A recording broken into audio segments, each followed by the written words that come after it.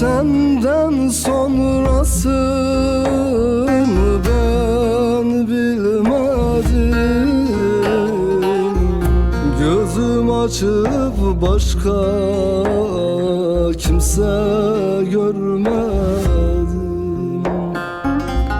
Gözüm açıp başka kimse görmedim. Yaz bahar ayları gelmez oldu. Yaşadığım hazan hazan hep aynı mevsim. Sensizlik hazan hazan hep aynı mevsim.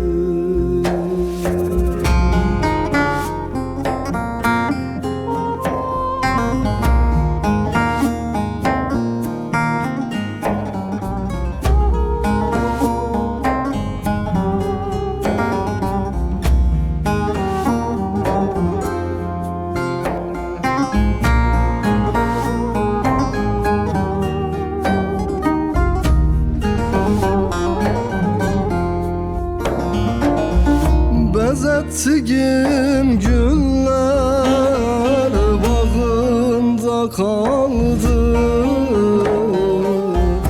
Açmadan soldular, dalında kaldı. Açmadan soldular, dalında kaldı.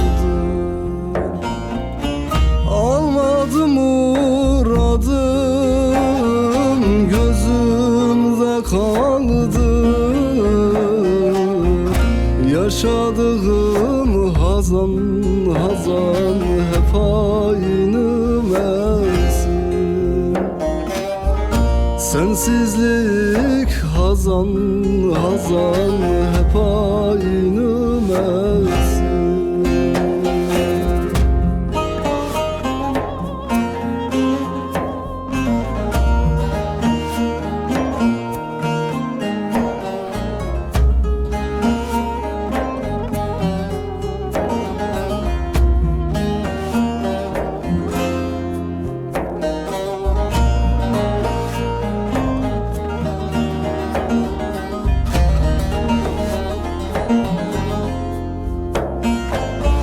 Geçti bu Yılmaz'dan gençlik çağları.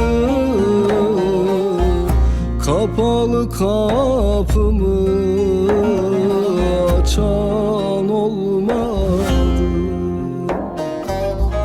Kapalı kapımı çalan olmadı. Ne kendisi geldi ne de haberi. Yaşadığım hazan hazan hep aynı mevsim. Sensizlik hazan hazan hep aynı